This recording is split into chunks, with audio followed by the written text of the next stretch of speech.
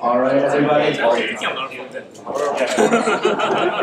Pardon me, we're about to begin the project show and tell section of the night. So just to mention this again, this is your chance to come up and spend 5 minutes talking about whatever it is that you're interested in talking about. This could be, hey, my company has positions available, or hey, I tried out this new gem, or I'm working on this project, or whatever you're interested in. You get 5 minutes to come up here and talk about it. I'll kick it off this time because I already had something prepared, and it'll make it easy for me to transition into that. But think about if you want to come up here and talk for 5 minutes. After I'm done, I'll have you raise your hands, call you up, talk, send you back. And we'll keep doing that until people don't want to come up here and talk anymore. All right, so real quick, I'm going to talk about test harnesses. Let me start my timer. All right, 5 minutes. So I'm going to talk about test harnesses, but not really. You'll find out why by the end of this 5-minute talk. So real quick about me, I work at QuickPad, on GitHub, Twitter, Halogen, and Toast.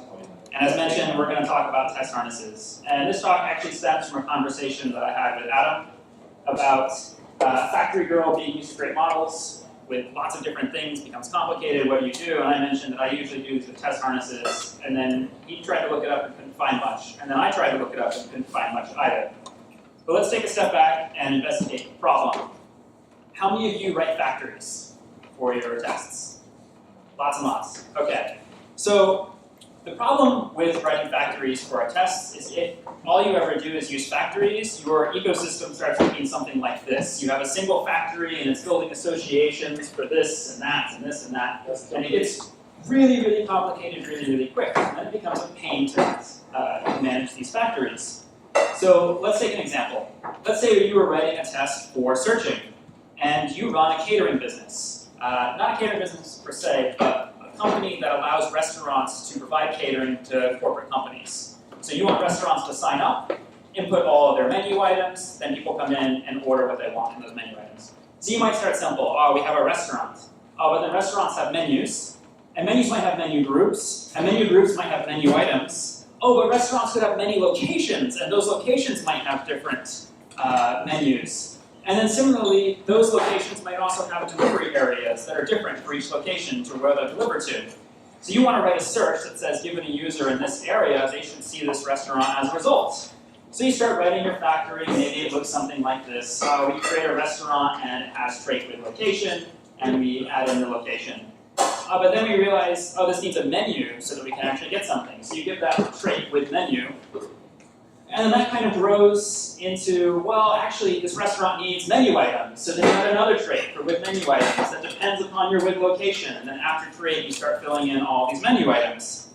But that's not enough because the location actually needs to be within the user's delivery zone. So then you start writing more traits with location and transient attributes so that you can start setting the location to fill it in. And it just gets really, really complex really, really quickly when you're trying to solve these types of problems.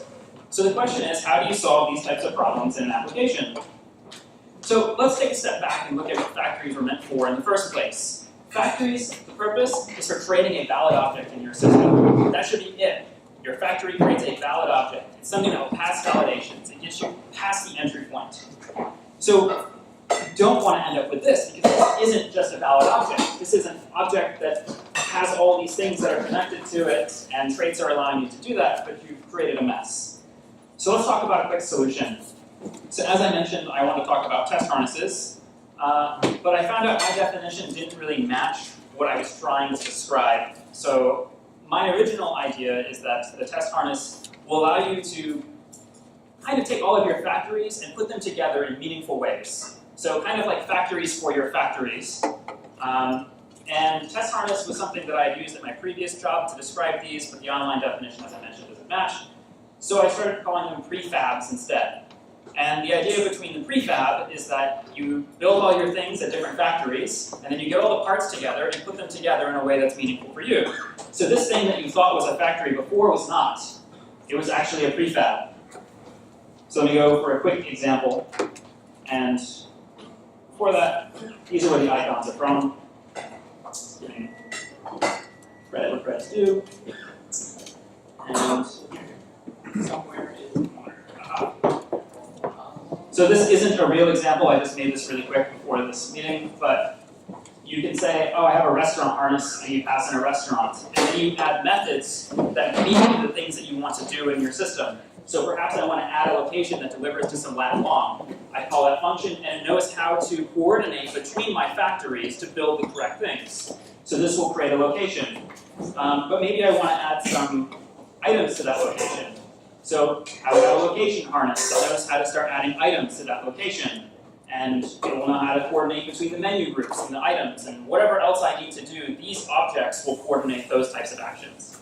So what I'm proposing is you try this. Try writing classes that coordinate the meaningful things in your application, your business logic, at your test level. And maybe if I can find some way to make this reusable, I will try and pull it out into a gem and see what happens, unless somebody else already knows about this at the end.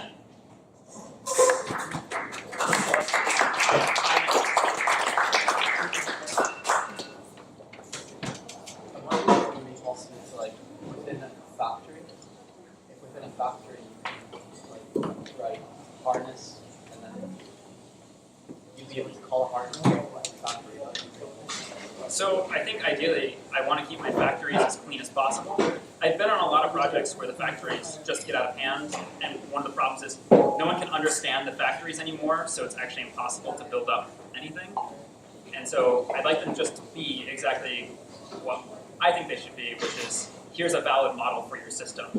You know, we take care of all the validation steps for you, and then you just specify what's important. And test harnesses can give you the DSL on top of that to describe what's important at a higher level, or prefabs.